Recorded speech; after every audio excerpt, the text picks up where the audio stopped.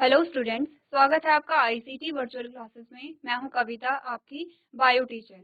उम्मीद करती हूं आप सभी अच्छे होंगे और स्वस्थ होंगे। तो सबसे पहले आप सबको बधाइयाँ, आप क्लास 11th में आ गए हैं। तो आज से हम अपना जो बायो हमारा जो सब्जेक्ट है उसका फर्स्ट चैप्टर हम यहाँ पे स्टार्ट कर रहे हैं, जिसका नाम है लिविंग वर्ल्ड। तो यहाँ पे ये जो चैप्टर है बेसिक सा चैप्टर है, इसमें हम बहुत ज़्यादा टाइम नहीं लेंगे क्योंकि बेसिक कॉन्सेप्ट आपको यहाँ पे बताए गए हैं। लिविंग क्या होते हैं, उसके बाद आपको बताया गया है क्लासिफिकेशन के बारे में, किस किस प्रकार से हम क्लासिफिकेशन को करते हैं। तो इस चैप्टर को हम 1 या 2 दिन में कवर कर लेंगे। जो इम्पोर्टेंट चीज़ें होंगी हम उसी को यहाँ पे डिस्कस करेंगे। तो आपको क्या करना है, जो भी हम यहाँ पे पढ़ेंगे वो आपको घर जाके रिवाइज करना है। आपकी बुक्स भी आप पढ़ेंगे वहाँ पे, साथ ही आप नोट्स भी बनाएंगे। जो भी आपको समझ आता है आप अपने वर्ड्स में अगर नोट्स को बनाएंगे तो ज़्यादा हेल्पफुल रहेगा। अब जैसे कि आप 11th में आए हैं तो आप लोग बिल्कुल भी रिलैक्स नहीं होंगे। आपको क्या करना है, पढ़ाई कंटिन्यूसली करते ही रहने हैं, तो आपको 12th में बर्डन फील नहीं होगा। तो क्या करेंगे, अच्छे से पढ़ेंगे और जो भी पॉइंट्स है उन्हें समझते चले जाएंगे। अगर आपको कहीं पे डाउट आता है तो आप यहाँ पे पूछ सकते हैं। तो आइए चलते हैं स्मार्ट बोर्ड की तरफ और अपना चैप्टर स्टार्ट करते हैं।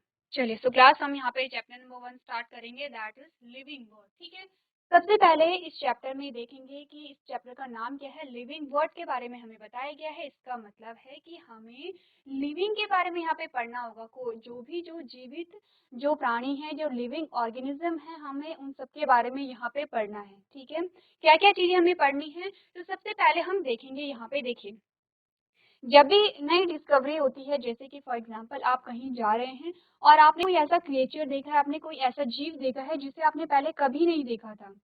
आपने ना उसके बारे में सुना था, ना आपने कभी इमेज देखी थी, ना आप उसे जानते हैं, तो आप क्या करेंगे फिर? आप या फिर कोई भी जो साइंटिस्ट होंगे वहाँ पे, वो क्या करेंगे, उसकी स्टडी करेंगे कि ये कौन सा जीव है। तो उसकी स्टडी के लिए क्या होंगे, सबसे बहुत सारे स्टेप बीच में आएंगे। यही हम जानेंगे कि अगर किसी नए जीव को हमें पहचानना है, किसी नए जीव को हमें आइडेंटिफाई करना है, क्या क्या चीजें वहाँ पे होती हैं। ऐसा नहीं होता है कि हमने किसी को भी, कोई भी हमें नया जीव दिखा और हमने उसका कुछ भी नाम रख लिया है और हमने उसे किसी भी कैटेगरी में डाल दिया। ऐसा नहीं होता है। आपने क्लास 9th 10th में पढ़ा था कि हमने यहाँ पे क्या देखा था, वर्गीकरण के बारे में आपने पढ़ा था। आपने क्या देखा था, टैक्सोनॉमी के बारे में आपने जाना था। आपने कहा था कि टैक्सोनॉमी में क्या करते हैं, हम हर एक जो नया जीव होता है उसकी स्टडी करके उसे एक ग्रुप में रखते हैं। अलग अलग जो टैक्सा होते हैं, टैक्सा के अकॉर्डिंग उसे क्या करते हैं, हम क्लासीफाई करते हैं। और कैसे क्लासीफाई करेंगे, जो पर्टिकुलर कैरेक्टर होते हैं उनके बेसिस पे हम उसे क्लासीफाई करते हैं। फॉर एग्जाम्पल, आपको कोई एक ऐसा क्रिएचर दिखा है, आपने उसके बारे में पहले सुना नहीं था, जाना नहीं था, लेकिन आप इतना आइडिया लगा सकते हैं कि वो प्लांट है या एनिमल है। इतना बेसिक तो हम यहाँ पे आइडिया लगा सकते हैं। हम देखते हैं ये प्लांट है या एनिमल है, तो हम क्या करेंगे, अगर वो एनिमल है तो किंगडम एनिमेलिया में हम उसे रखते हैं, अगर वो प्लांट है तो किंगडम प्लांटे में हम उसे रखते हैं। इसी प्रकार से हम क्या करेंगे, आगे के कैरेक्टर को देखते चले जाएंगे। ठीक है, और आगे के कैरेक्टर कैसे कैसे हम उन्हें देखते हैं, कैसे कैसे हम उसे डिवाइड करते हैं, कैसे कैसे हम अलग अलग टेक्सा में उसे रखते हैं, यही चीज हम इस चैप्टर में यहाँ पे पढ़ेंगे। ठीक है, सबसे पहले बात कर लेते हैं कि इस चैप्टर में हम क्या क्या पढ़ने वाले हैं। हम क्या करेंगे, जो भी हम चैप्टर पढ़ेंगे सबसे पहले हम इम्पोर्टेंट यहाँ पे क्या बना लेंगे, पॉइंट बना लेंगे। अब इससे क्या होगा, हमें ये पता चलेगा कि इस चैप्टर में हम कौन कौन सी हेडिंग पढ़ रहे हैं। तो जैसे कि सबसे पहले हमने कहा व्हाट इज लिविंग, हम लिविंग के बारे में जानेंगे। सेकंड हम जानेंगे टैक्सोनॉमी एंड सिस्टमैटिक्स, हम ये जानेंगे। नेक्स्ट हम जानेंगे टैक्सोनॉमी कैटेगरीज और लास्ट हम जानेंगे टैक्सोनॉमिक एड्स। ठीक है, अब देखिए होता क्या है, जब हम चैप्टर को अलग अलग पॉइंट में डिवाइड कर देते हैं तो हमें चैप्टर पढ़ने में इजी रहता है। क्योंकि अगर हम पॉइंट्स नहीं बनाएंगे तो हमें पता नहीं चलेगा हम कौन से टॉपिक को यहाँ पे पढ़ रहे हैं और कौन सा टॉपिक हम, इस टॉपिक के बाद हमारे पास क्या टॉपिक आएगा। तो जैसे कि हमने इसे 4 पार्ट में डिवाइड कर लिया है, अब हम क्या करेंगे, जब हमने लिविंग के बारे में पढ़ लिया, हमें ये पता चल गया 3 पॉइंट्स हमारे पास, ऐसे कर करके जब आपने तीसरा पॉइंट भी आप कवर कर चुके होंगे तो आपको पता है कि अब मेरे जो चैप्टर है उसमें सिर्फ एक ही टॉपिक यहाँ पे बचा हुआ है। हमें चैप्टर इजी भी लगेगा और हमें ये भी पता होगा कि हमने अभी तक क्या पढ़ा है और हम आगे क्या पढ़ने वाले हैं। ठीक है, तो ये बात यहाँ पे क्लियर है। चलिए, अब हमने कहा सबसे पहले हम लिविंग के बारे में जानेंगे। ठीक है, तो हमारे पास सबसे पहले आते हैं कैरेक्टर्स ऑफ लिविंग, यानी कि लिविंग के क्या क्या कैरेक्टर्स होते हैं। तो सबसे पहले आपको क्या करना पड़ेगा, अभी अभी आप क्लास 10th में एक चैप्टर पढ़ के आए हैं लाइफ प्रोसेसेस के बारे में, यानी कि जैव प्रक्रम के बारे में आपने पढ़ा है। और आपने पढ़ा है कि बहुत सारी ऐसी प्रोसेसेस होती हैं जो सिर्फ लिविंग का कैरेक्टर है। ओके, हमने क्या कहा था? हमने कहा था कुछ ऐसी प्रोसेस हैं जो सिर्फ लिविंग का कैरेक्टर है, और इन्हीं प्रोसेस को हम क्या कहते हैं? लाइफ प्रोसेसेस हम कह देते हैं। ठीक है, बहुत सारी प्रोसेस के बारे में हमने पढ़ा है। हमने यहाँ पे डाइजेशन की बात की है, रेस्पिरेशन की बात की है, रिप्रोडक्शन की बात की है, हमने फोटोसिंथेसिस की बात की थी, न्यूट्रिशन की बात की थी, बहुत सारी प्रोसेस हमने यहाँ पे पढ़ी थी। अब आप इतना तो जानते हैं कि लिविंग क्या होता है, लिविंग की कैरेक्टर क्या होती है, कौन कौन सी जो प्रोसेस है, क्योंकि ये प्रोसेस हमें यही बता रही है कि कौन लिविंग है। अब अगर सेम इन प्रोसेस को हम नॉन लिविंग पे अप्लाई करें, हमने कहा क्या हमारा जो मेज है उसमें रेस्पिरेशन होता है? हमने कहा नहीं, उसमें रेस्पिरेशन नहीं होता है क्योंकि वो नॉन लिविंग है। हमने कहा एक पत्थर है, क्या उसमें डाइजेशन की प्रोसेस पाई जा रही है? हमने कहा नहीं, उसमें डाइजेशन नहीं होता है क्योंकि वो खाना ही नहीं खाते, क्योंकि वो नॉन लिविंग है, उसे एनर्जी की रिक्वायरमेंट है ही नहीं।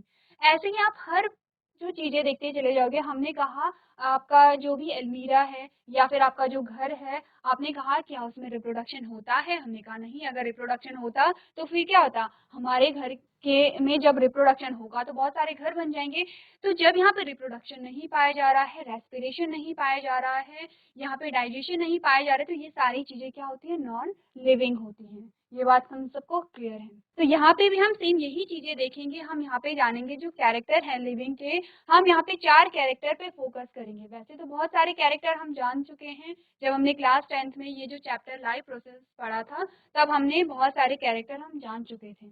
यहाँ पे हम बात करेंगे 4 कैरेक्टर्स की। सबसे पहला है ग्रोथ, सेकंड है रिप्रोडक्शन, तीसरा है मेटाबॉलिज्म और चौथा है कॉन्शियसनेस। ओके, हमने कहा कि जो लिविंग होगा उसमें ग्रोथ पाई जाएगी। ठीक है, उसमें क्या होती है? वृद्धि होती है। आपने देखा है कि जो न्यू बॉर्न था वो पहले बहुत छोटा था, उसकी वृद्धि हुई, उसका विकास हुआ और वो धीरे धीरे करके क्या हुआ? मैच्योर होना शुरू हुआ, वो टीनेज में आया, वो अडल्ट हुआ, ओल्ड एज में वो आ गया है। तो यहाँ पे क्या हो रही है? यहाँ पे ग्रोथ चल ही रही है। ठीक है, हमने कहा एक बीज था, बीज को जब हमने बोया तो उसमें जर्मिनेशन हुआ, छोटा सा पौधा था, पौधा फिर धीरे धीरे बड़ा हुआ और एक ट्री में कन्वर्ट हो गया है। क्या हुआ? यहाँ पे ग्रोथ हो रहा है। ग्रोथ का क्या मतलब है? सिंपली क्या कहते हैं हम? ग्रोथ का क्या मतलब है? हमने क्या कहा? देखिए, अगर आप नॉर्मल लैंग्वेज में देखेंगे, हमने कहा कोई चीज इतनी छोटी सी थी और उसका साइज बहुत इंक्रीज हो गया है, इसे हम क्या कह रहे हैं? ग्रोथ है। ग्रोथ के साइज का बड़ा होना या फिर हाइट का बड़ा होना, इसी को हम क्या कहते हैं? ग्रोथ कहते हैं। यानी कि जो भी कोई चीज है, कोई वस्तु है, कोई जीव है, उसका आकार बढ़ रहा है, उसका साइज बढ़ रहा है, उसकी हाइट बढ़ रही है, तो इसे हम क्या कहते हैं? ग्रोथ कहते हैं। लेकिन ये है साधारण भाषा, नॉर्मल लैंग्वेज में हम इसे क्या कहते हैं? और अगर हम बात करें कि ये जो प्रोसेस है, ये कोई एक छोटी सी चीज थी और वो बड़ी चीज में कन्वर्ट हो गई है, तो ये जो चीज है ये हमें न सिर्फ लिविंग में बल्कि नॉन लिविंग में देखने को भी मिलती है। ठीक है, हमने क्या बात की है? हमने कहा ये सेम चीज तो हम नॉन लिविंग में भी देखते हैं। कैसे देखते हैं? हमने कहा कोई एक पत्थर है, अब उस पत्थर पे मिट्टी जमा होती जा रही है, जमा होती जा रही है, तो क्या होगा? पहले पत्थर छोटा था, इसी को देखते थे, पहले पत्थर छोटा था, मिट्टी जमा हुई, मिट्टी जमा हुई और ये पत्थर बड़ा हो गया। क्या हो गया? इसकी ग्रोथ हो गई है। सिंपल सी बात है, इसकी ग्रोथ हो गई है। अब हमने कहा घर था, जब हमने उसे बनाना शुरू किया तो उसका जो साइज है वो बड़ा है। पहले हमने क्या देखा? एक ही मंजिला बनाया था, फिर हमने दूसरी मंजिल वहां पे बना दी, उसकी भी ग्रोथ हो रही है, तो ये भी ग्रोथ है। तो हमने क्या कहा? हमने कहा हम तो लिविंग के कैरेक्टर पढ़ रहे हैं, लेकिन ग्रोथ क्या है यहाँ पे? ग्रोथ तो यहाँ पे नॉन लिविंग में भी दिखाई दे रही है और लिविंग में भी दिखाई दे रही है। तो कैसे डिफाइन करेंगे हम ग्रोथ को? हमने कहा कि ग्रोथ लिविंग का कैरेक्टर है अगर ग्रोथ इंटरनल है, यानी कि आंतरिक है। क्या बात की गई है यहाँ पे? हमने कहा अगर ग्रोथ इंटरनल है तो इसका मतलब क्या है? वो लिविंग का कैरेक्टर है। अब इंटरनल से क्या मतलब है? देखिए, हम अगर पत्थर की बात करें तो हमने एक स्टोन का एग्जांपल लिया है। अब ये स्टोन में इसकी वृद्धि हो रही है, ठीक है, लेकिन कैसे वृद्धि है? ये बाहर से वृद्धि हो रही है, एक्सटर्नल ग्रोथ हो रही है। ये ऐसा नहीं हुआ कि जो स्टोन है उसके अंदर ग्रोथ हो रही है और इसीलिए जो स्टोन है उसका साइज इंक्रीज हो रहा है, ऐसा नहीं हुआ था। क्या हुआ था? जो वहां पे स्टोन है उसके बाहर मिट्टी चिपक गई थी और तब उसका साइज इंक्रीज हुआ था। यानी कि जो यहाँ पे ग्रोथ है वो कैसी है? एक्सटर्नल ग्रोथ है। और हम बात कर रहे हैं यहाँ पे इंटरनल ग्रोथ की। ध्यान रखिए, ये आपको ध्यान रखना है क्योंकि आप यहाँ पे क्या है, बायो के स्टूडेंट हैं, तो आप ग्रोथ को कैसे कहेंगे? चलिए, हमने क्या बात की? हमने कहा है अगर ग्रोथ इंटरनल है तो वो लिविंग का कैरेक्टर है। अब इंटरनल कैसे है? आपने पढ़ा, जब आपने जो सेल चैप्टर पढ़ा था तो हमने क्या पढ़ा था? हमने कहा था एक सेल है, ये हमारे पास क्या है, एक सेल है। ये सेल अब दो सेल में डिवाइड हो गई है। यही चीज हमने पढ़ी थी जब आप 9th 10th में थे, आपने सेम ये चीज पढ़ी थी। हमने कहा एक सेल दो सेल में डिवाइड हो गई है, तो क्या हुआ यहाँ पे? एक्चुअली इस सेल में इंटरनल ग्रोथ हुई। क्या हुई यहाँ पे? इंटरनल ग्रोथ हुई। इंटरनल ग्रोथ में क्या हुआ? जो भी सेल के अंदर था मटेरियल, जो भी मटेरियल आपने देखा, न्यूक्लियस देखा, साइटोप्लाज्म देखा, सेल ऑर्गेनेल्स देखी, जेनेटिक मटेरियल आपने देखा, ये सारा जो मटेरियल है इसका जो अमाउंट है वो डबल हो जाता है। ठीक है, अब अमाउंट डबल हो रहा है तो इसका मतलब क्या है? यहाँ पे ग्रोथ हो रही है, जो भी मटेरियल है उसकी ग्रोथ हो रही है। और जब इसकी ग्रोथ हो गई है तो अब ये दो पार्ट में डिवाइड हो सकता है। ठीक है, अगर एक नॉर्मल सेल है, हमने कहा एक नॉर्मल सेल है, नॉर्मल सेल डिवाइड नहीं करती है। सेल डिवाइड तब करेगी जब उसमें मटेरियल जो भी प्रेजेंट होगा वो क्या होगा? डबल हो जाएगा। और डबल कैसे होगा? जब सेल में इंटरनल ग्रोथ होगी, आंतरिक वृद्धि होगी, तभी यहाँ पे क्या होगा? जो सेल है वो दो पार्ट में डिवाइड हो जाएगा। ठीक है, ये बात क्लियर है? हमने क्या कहा? अगर सिंपली ग्रोथ की बात की जाए तो ग्रोथ क्या होती है? दोनों में पाई जाती है। लिविंग का कैरेक्टर भी है, नॉन लिविंग का कैरेक्टर भी है, ग्रोथ या फिर एक्सटर्नल ग्रोथ। अगर हम इंटरनल ग्रोथ की बात करें, हमने कहा इंटरनल ग्रोथ क्या है? जो लिविंग है उसका कैरेक्टर है क्या? Internal growth. ठीक है, पहली बात आपको क्लियर हो गई है। सेकंड, हम बात करते हैं रिप्रोडक्शन की। ठीक है, और रिप्रोडक्शन में हमारे पास दो टाइप की रिप्रोडक्शन की हम बात करते हैं। हम बात करते हैं एसेक्सुअल और सेक्सुअल। ठीक है, दोनों प्रकार के, अब जब रिप्रोडक्शन की जब भी बात होगी तो दोनों ही टाइप आएंगे, एसेक्सुअल भी आएगा और सेक्सुअल भी यहाँ पे आएगा। ठीक है, ये भी क्या है? लिविंग का कैरेक्टर। आपने देखा होगा कोई भी लिविंग ऑर्गेनिज्म है वहां पे क्या है? रिप्रोडक्शन पाया ही जा रहा है, चाहे प्रोकैरियोट है चाहे यूकैरियोट है, चाहे आप एक बैक्टीरिया के बारे में बात कर रहे हैं, चाहे आप एक एलिफेंट के बारे में बात कर रहे हैं, आप चाहे जो मरीन जो ऑर्गेनिज्म है उनके बारे में बात कर रहे हैं, यानी एक्वेटिक लाइफ के बारे में आप बात कर रहे हैं या टेरेस्ट्रियल लाइफ के बारे में आप बात कर रहे हैं, सब में क्या पाया जाता है? रिप्रोडक्शन पाया जाता है। तो हम कह सकते हैं कि रिप्रोडक्शन क्या है? लिविंग का कैरेक्टर है। लेकिन आपको ध्यान देनी है एक बात, अगर आप प्रिमिटिव जीवों के बारे में बात करेंगे, यानी कि आप बात करेंगे जो यूनिसेलुलर ऑर्गेनिज्म होते हैं या प्रिमिटिव टाइप के जो ऑर्गेनिज्म होते हैं, उनमें जो रिप्रोडक्शन है और ग्रोथ है वो साथ साथ होती है। ठीक है, उनमें क्या होता है? रिप्रोडक्शन एंड ग्रोथ साथ साथ होती है। एग्जाम्पल सेम आपको यहाँ पे जो इमेज में दिखाया गया है वो है। कैसा हुआ? देखिए, सेल में क्या हुई? सेल में ग्रोथ हुई। कैसे ग्रोथ हुई? यहाँ का जो सेल के अंदर जो भी मटेरियल था उसका जो अमाउंट है वो डबल हो गया है। ठीक है, अब जब अमाउंट डबल हो गया है तो ये ग्रोथ हो रही है। जैसे ही अमाउंट डबल हुआ, ये एक सेल दो पार्ट में डिवाइड हो गई है। ये क्या है? रिप्रोडक्शन को शो कर रहा है।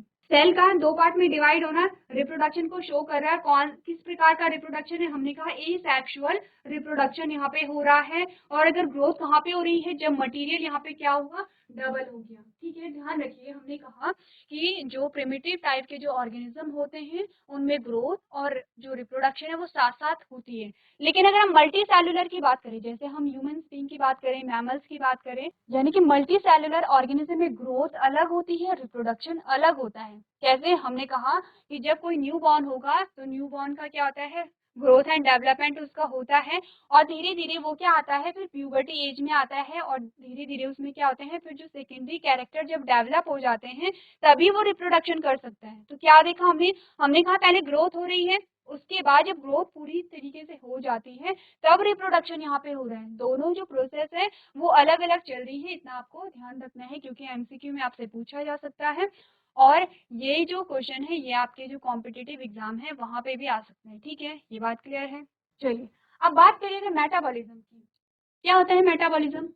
हमने कहा हमारी जो पूरी बॉडी का फॉर्मेशन है वो केमिकल कंपाउंड से ही बना है। बहुत सारे केमिकल हमारी बॉडी में हैं। हम बात कर रहे हैं कार्बोहाइड्रेट की, हम बात कर रहे हैं प्रोटीन की, सारे क्या हैं? केमिकल ही हैं। ठीक है, हमने कहा कि हमारी बॉडी में बहुत सारे केमिकल हैं क्योंकि हमारी बॉडी का फॉर्मेशन ही क्या हुआ है? जो यहाँ पे केमिकल कंपाउंड है उनसे हुआ है। अब हमारी बॉडी के अंदर बहुत सारी ऐसी प्रोसेस चलती है, केमिकल जो रिएक्शन है वो बहुत सारी चलती रहती हैं और उन सभी रिएक्शन को हम क्या कहते हैं? मेटाबॉलिज्म कह देते हैं।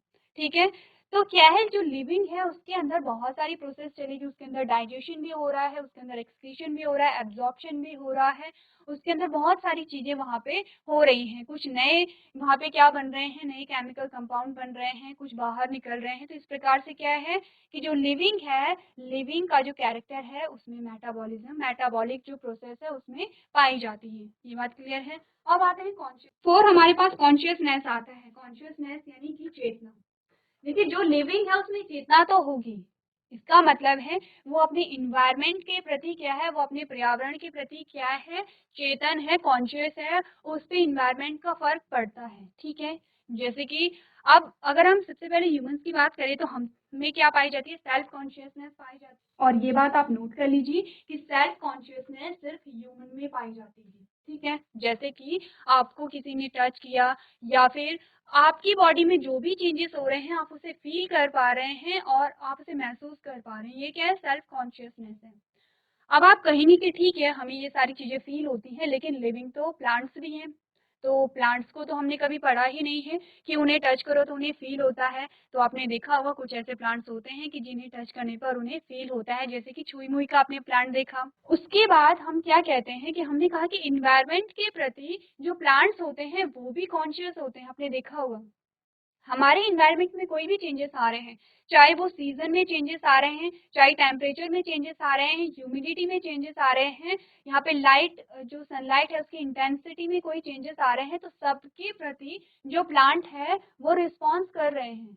देखिए, कॉन्शियस कौन होता है, जो स्टिमुलस के प्रति रिस्पॉन्स करे। और यहाँ पे क्या होता है, जो पेड़ पौधे हैं वो भी इन सारे स्टिमुलस के प्रति रिस्पॉन्स करते हैं। हमने क्या पढ़ा, हमने कहा फोटोसिंथेसिस की प्रोसेस हो रही है सनलाइट की प्रेजेंस में। कुछ ऐसे प्लांट होते हैं जिन्हें पर्टिकुलर टेम्परेचर चाहिए होता है, अगर टेम्परेचर ऊपर या नीचे है तो जो प्लांट है वो सर्वाइव नहीं कर पाता है। आपने देखा कि पर्टिकुलर सीजन में जो प्लांट है उनमें फ्लावरिंग हो रही है, उनमें फ्रूट लग रहे हैं, तो इसका क्या मतलब है, इसका मतलब ये है कि प्लांट क्या है, अपने इन्वायरमेंट के लिए कॉन्शियस है।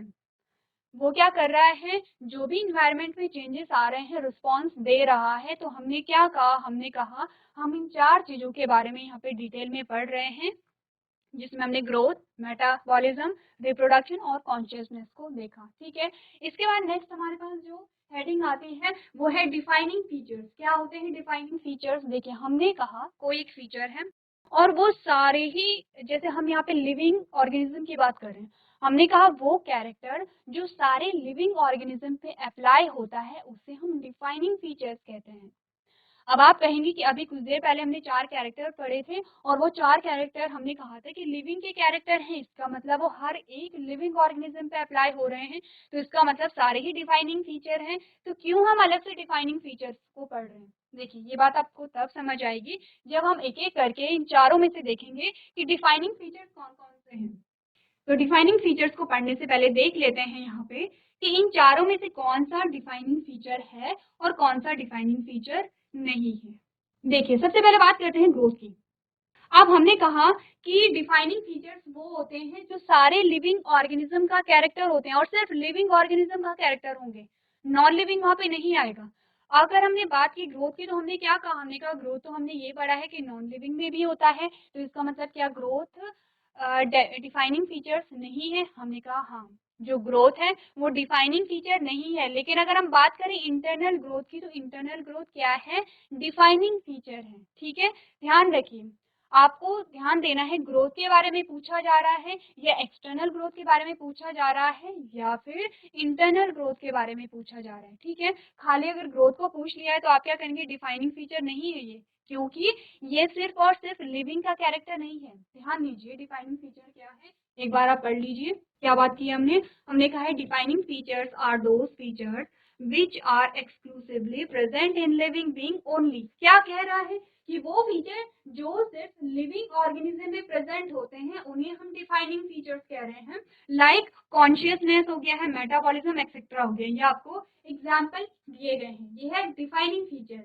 अब नॉन डिफाइनिंग फीचर क्या होते हैं? हमने कहा non defining characteristics or features are those features which can be present in both living being and non-living things, like growth are those features which are exclusively present in living beings only, like consciousness, metabolism, etc. अब ये क्या कह रहा है कि देखिए defining features वो features होते हैं जो सिर्फ और सिर्फ लिविंग ऑर्गेनिज्म का फीचर्स है और सारे ही लिविंग ऑर्गेनिज्म पे अप्लाई होते हैं, सारे ही लिविंग ऑर्गेनिज्म में पाए जाते हैं। वो क्या है, डिफाइनिंग फीचर्स हैं। अब अगर जो लिविंग में भी पाया जा रहा है और नॉन लिविंग में भी पाया जा रहा है तो वो क्या है, नॉन डिफाइनिंग फीचर्स है। तो हमने कहा ग्रोथ क्या है, ग्रोथ यहाँ पे क्या है, अगर हम सिर्फ ग्रोथ की बात करें हमने कहा नॉन डिफाइनिंग फीचर्स हैं। अगर हम यहाँ पे इंटरनल ग्रोथ की बात करें, अगर हमने कहा ग्रोथ कैसी है,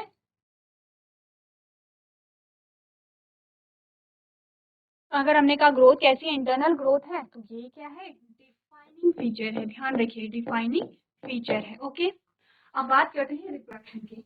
तो आपके माइंड में क्वेश्चन आएगा कि रिप्रोडक्शन ऑब्वियसली बात है डिफाइनिंग फीचर होगा क्योंकि सभी में क्या पाया जाता है, रिप्रोडक्शन पाया जाता है। तो आपका जो यहाँ पे आंसर होगा वो गलत हो सकता है क्योंकि रिप्रोडक्शन क्या है, नॉन डिफाइनिंग फीचर है। हमने क्या कहा, नॉन डिफाइनिंग फीचर है। क्यों, देखिए ये बात तो हमें पता है कि ये सिर्फ लिविंग का कैरेक्टर है, ये बात यहाँ पे अप्लाई होती है। रिप्रोडक्शन सिर्फ लिविंग ऑर्गेनिज्म में होता है, लेकिन जो रिप्रोडक्शन है वो सारे लिविंग ऑर्गेनिज्म में नहीं होता है। अब आप कहेंगे कि ऐसा कौन सा ऑर्गेनिज्म है जिसमें रिप्रोडक्शन नहीं होता है, तो आपके पास जो यहाँ पे एग्जाम्पल आता है वो है म्यूल।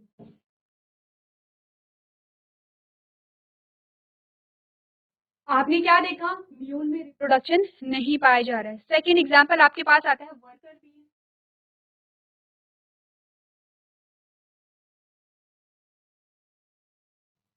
क्या पढ़ा था, हमने कहा था कि जो बीज होती हैं वहाँ पे एक क्वीन होती है, वर्कर बीज होते हैं और मेल्स होती हैं। अब वर्कर बीज क्या है, स्टेराइल फीमेल है ये, इनमें रिप्रोडक्शन नहीं पाया जाता है, रिप्रोडक्शन सिर्फ और सिर्फ क्वीन में पाया जाता है। ठीक है, तो हमने क्या देखा, हमने कहा जो रिप्रोडक्शन की प्रोसेस है वो सारे ऑर्गेनिज्म में नहीं पाई जा रही, कुछ कुछ ऐसे ऑर्गेनिज्म हैं जिनमें रिप्रोडक्शन की प्रोसेस नहीं पाई जा रही है। तो हमने क्या कहा, रिप्रोडक्शन डिफाइनिंग फीचर्स नहीं है, भले ही ये सारे लिविंग ऑर्गेनिज्म में पाए जा रहे हैं लेकिन फिर भी ये लिविंग ऑर्गेनिज्म का कैरेक्टर है, लेकिन फिर भी सारे ऑर्गेनिज्म में नहीं पाए जा रहे। ठीक है, ये बात क्लियर है। उसके बाद हमारे पास आता है मेटाबॉलिज्म।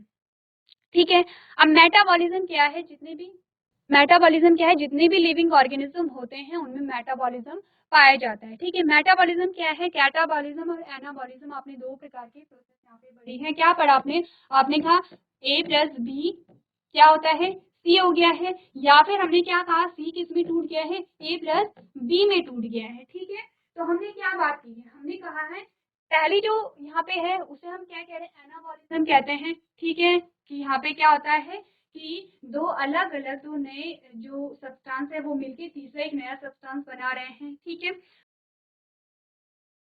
और ये है कैटाबॉलिज्म। कैटाबॉलिज्म में क्या है कि कोई एक जो सब्सटेंस है वो टूट करके अपने जो जिन भी चीजों से वो मिलके बना है उन चीजों में वो टूट जाता है, उन सब्सटेंस में वो ब्रेक डाउन हो जाता है। ठीक है, एनाबॉलिज्म और कैटाबॉलिज्म हमने दो चीजें यहाँ पे देखी हैं। तो हमारी बॉडी में ऐसा होता रहता है, यहाँ पे हमने कहा केमिकल रिएक्शन हो रही है, तो ये क्या है, यही तो है केमिकल रिएक्शन। हमने कहा दो सब्सटेंस मिलकर एक तीसरे नए सब्सटेंस को बना रहे हैं, तीसरा सब्सटेंस टूट करके दो अलग अलग सब्सटेंस में ब्रेक डाउन हो गया है, ये केमिकल रिएक्शन है और ये हमारी बॉडी में पाई जा रही है। हमने कहा ठीक है मेटाबॉलिज्म क्या है, यहाँ पे डिफाइनिंग फीचर्स है, लेकिन फिर आपने कहा कि ये जो केमिकल रिएक्शन है ये तो लेबोरेटरी में भी हम कर सकते हैं, इसका मतलब नॉन लिविंग में भी ये प्रोसेस हो रही है। तो फिर हमने क्या कहा, हमने कहा मेटाबॉलिज्म की जो डेफिनेशन है वो थोड़ा सा चेंज कर लेते हैं और हमारे पास हमने कहा metabolic reaction inside the cell is a defining features of living organism. क्या बात की है हमने, हमने कहा है यहाँ पे कि जो मेटाबॉलिज्म है, जो मेटाबॉलिक प्रोसेस है, अगर वो सेल के अंदर हो रही है, हमने कहा ये जो दोनों प्रोसेस है अगर ये सेल के अंदर हो रही है तो ये क्या है, यहाँ पे डिफाइनिंग फीचर्स है लिविंग बीइंग का। अब आपको ध्यान ये देना है कि आपको अगर सिंपली कहा जाए कि मेटाबॉलिज्म प्रोसेस क्या है, यहाँ पे डिफाइनिंग फीचर्स है या नॉन डिफाइनिंग फीचर्स है, तो आपने क्या, अगर सिंपली मेटाबॉलिज्म आ जाए तो हमने कहा नॉन डिफाइनिंग फीचर्स है। अगर आपके पास आ जाए कि metabolic process inside the cell, ध्यान रखिए, अगर क्वेश्चन क्या आएगा, मेटाबॉलिक रिएक्शन या metabolic process inside the cell, तो अब आप क्या कहेंगे, ये क्या है, डिफाइनिंग फीचर्स है। ठीक है, ये बात आपको ध्यान रखनी है। इसी के साथ ही आपको क्या मिल गया यहाँ पे, जो सेल है, जो सेलुलर लेवल ऑफ ऑर्गेनाइजेशन है, ये भी क्या है, डिफाइनिंग फीचर्स है। ठीक है, यानी कि हर हमने क्या पढ़ा था, कोई भी जो लिविंग ऑर्गेनिज्म है, हर लिविंग ऑर्गेनिज्म किससे मिलके बना है, सेल से मिलके बना हुआ है, चाहे वो प्रोकैरियोट है या यूकैरियोट है, चाहे किसी में रिप्रोडक्शन एसेक्सुअल है या सेक्सुअल है, सारे ही क्या है, सबकी बॉडी का जो फॉर्मेशन है वो सेल से मिलके बना हुआ है। तो सेल क्या है यहाँ पे, ध्यान दीजिए, सेल यहाँ पे डिफाइनिंग फीचर्स होगा, क्योंकि मेटाबॉलिज्म से हमें समझ आ रहा है, हमने कहा मेटाबॉलिज्म रिएक्शन अगर सेल के अंदर हो रही है तो डिफाइनिंग फीचर्स है, इसका मतलब सेल भी क्या है, यहाँ पे डिफाइनिंग फीचर्स यहाँ पे हो जाता है। नेक्स्ट हमारे पास आता है कॉन्शियसनेस। अब हमने कहा कि जो लिविंग है, जो जीवित है, उसमें कॉन्शियसनेस होगी, उसमें क्या होगी, चेतना होगी, और इसीलिए कॉन्शियसनेस क्या है हमारे पास यहाँ पे डिफाइनिंग फीचर है। ये भी क्या है, डिफाइनिंग फीचर है। लेकिन ध्यान दीजिए, मेटाबॉलिज्म डिफाइनिंग फीचर कब है, इनसाइड द सेल। तो यहाँ पे हमारे पास क्या क्या चीजें आई हैं, ग्रोथ अगर है तो नॉन डिफाइनिंग फीचर्स है, अगर इंटरनल ग्रोथ है तो डिफाइनिंग फीचर्स है, रिप्रोडक्शन हमने कहा नॉन डिफाइनिंग फीचर्स है, मेटाबॉलिज्म अगर सेल के अंदर हो रहा है तो डिफाइनिंग फीचर्स है, कॉन्शियसनेस क्या है, डिफाइनिंग फीचर्स है, क्योंकि सारे लिविंग ऑर्गेनिज्म में पाए जा रहा है। और लिविंग का ही कैरेक्टर है, हमने कहा नॉन लिविंग में कॉन्शियसनेस नहीं पाई जाती है, सिर्फ लिविंग में ही पाई जाती है। तो क्लास आज आपने जाना यहाँ पे लिविंग बीइंग के बारे में और डिफाइनिंग फीचर्स के बारे में। तो आपको क्या करना है, जो भी आपको पढ़ाया जाता है आपने घर पे जाके उसे रिवाइज करके लेके आना है। तो आज के सेशन में हम इतना ही करेंगे। अभी तक क्लास में बने रहने के लिए आपका धन्यवाद।